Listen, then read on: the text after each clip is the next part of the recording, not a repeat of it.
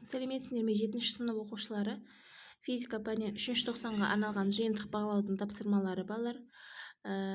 Басқа нұсқаларын іздесеңіздер, каналға кіріп көрсеңіздер, каналда басқа нұсқалары бар балар.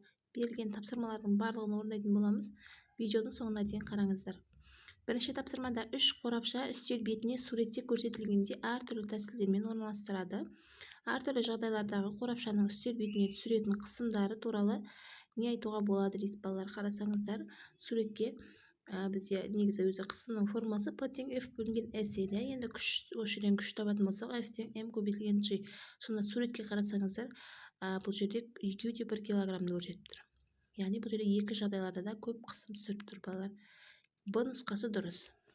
Келесі екінші тапсырмада көрсетілген мысалдардағы қайсысында механикалық жұмыс атқарылмайды дейді. Ер адам кірпіш тасуда, бұл жерде жұмыс атқарылып тұр. Б нұсқасында бала баспалдақпен жоғары көтеріліп келеді. Бұл жерде де жұмыс жасалып тұр. С тапсырмасында бала теледидар көріп отыр. Бұл жерде жұмыс жасалып тұрған жоқ. Яғни С нұсқасы дұрыс. Алма ағашымен алма үзіліп жерге түсті дейді. Бұл жерде де жұмыс жасалып тұр. Сонда екінші тапсырмада балалар С нұсқасы дұрыс. Үшінші, қуаттың формуласын белгіле дейді. Қуаттың формуласы бізде Н тең А бөлінген Т еді. Сонда Д нұсқасы дұрыс. Төртінші тапсырмада дененің ауадағы салмағы 6 ньютон, судағы салмағы 2,5 ньютон, кері итеруші күшті анықтаңыздар дейді балалар. Сонда біз кері итеруші күшті анықтайтын кезде ауадағы салмағынан атайтамыз, судағы салмағын 6 ньютоннан атайтамыз 2,5 ньютонды. Сонда 3,5 ньютон дұрыс балалар. А нұсқасы дұрыс.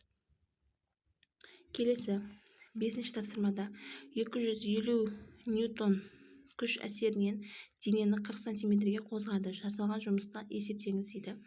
Мына есептің берілгенін жазайық. F тең 250 ньютон, S тең 40 сантиметр. Қыбыжға келтірсек 0,4 метр болады. Табуымыз керек А жұмысты. А тең F көбейтілген S деген формулаға саламыз. 250 ньютонды көбейтеміз 0,4-ке, сонда жауабы 100 джоуль болады екен. Келесі 6-ші тапсырмада цилиндрде поршень үйкеліссіз төмен қарай жылжиды дейді. Суретке қарасаңыздар. А тапсырмасында цилиндр ішіндегі газ қысымы мен көлемі қалай өзгереді? Газды қысқан кезде балалар оның көлемі азаяды, тығыздығы және газдағы қысым артады. Б тапсырмасында газ молекулалары цилиндрдің ішкі бетіне қалай әсер етеді дейді. Қысым газ молекулаларының ыдыс қабырғаларына соқтығысудың нәтижесі болып табылады. Молекулалар бей-берекетсіз қозғалады. Сығылу нәтижесінде соқтығысулар саны артып, қысым да артады балалар. Келесі 7-ші тапсырмада суы бар ыдысқа 1/3 шар салынған. Бірінші шар жоғары қарай қозғалады, екінші шар су ішінде қалқып тұр дейді. Ал үшінші шар төмен қарай қозғалады. Судың тығыздығы барлық тереңдікте бірдей деп есептеңіз дейді балалар. Қарасаңыздар, үшінші шарды стрелка арқылы көрсетіп қойдым, яғни төмен қарай қозғалып тұрса Архимед күші болып тұр, орлық күші. А тапсырмасында үшінші шарға әсер ететін күштерді белгілеңіз. Үшінші шардың тығыздығын судың тығыздығымен салыстырыңыз дейді балалар. Міне шардың тығыздығы судың тығыздығынан көп болып тұр. Жазып қойдым. Б тапсырмасында шарлардың қайсысында ең аз кері итеруші күш әсер етеді? Жауабыңызды түсіндіріңіз дейді. Ең аз кері итеруші күш балалар бірінші шарға әсер етеді. Екінші және үшінші шарға шамасы ығыстырылған судың салмағына тең болатын ығыстырушы күш әсер етеді. Бірінші шарға әсер ететін ығыстырушы күш азырақ, себебі оның ығыстырған суының салмағы екінші және үшінші шарлардың ығыстырған суының салмағынан аз балалар.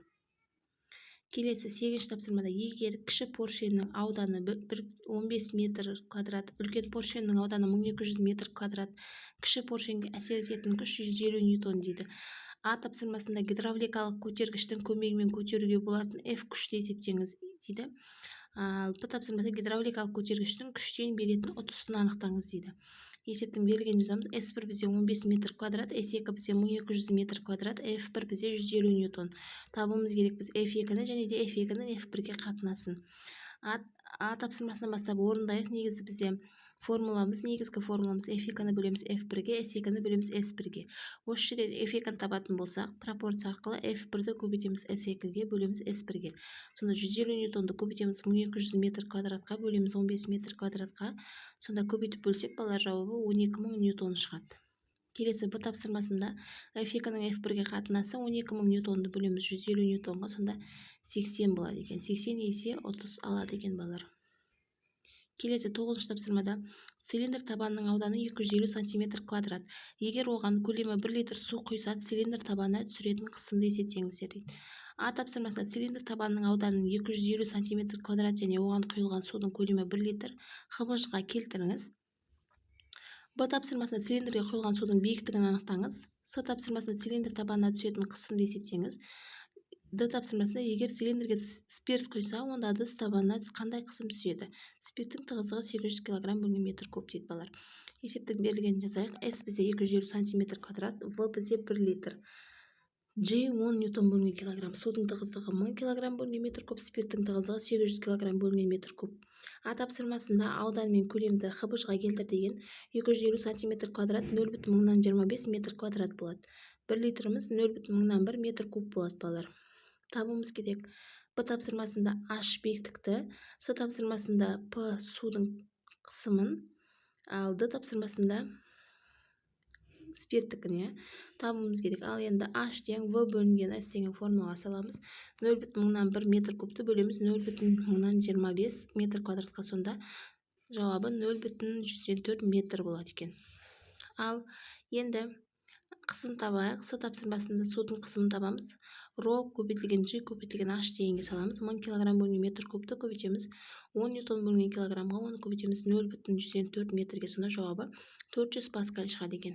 Келесі Д тапсырмасында спирттің қысымын тап деген 800 кг бөлінген метр кубты көбейтеміз 10 ньютон бөлінген килограммға, оны көбейтеміз 0,104 метрге, сонда жауабы 320 паскаль шығады екен.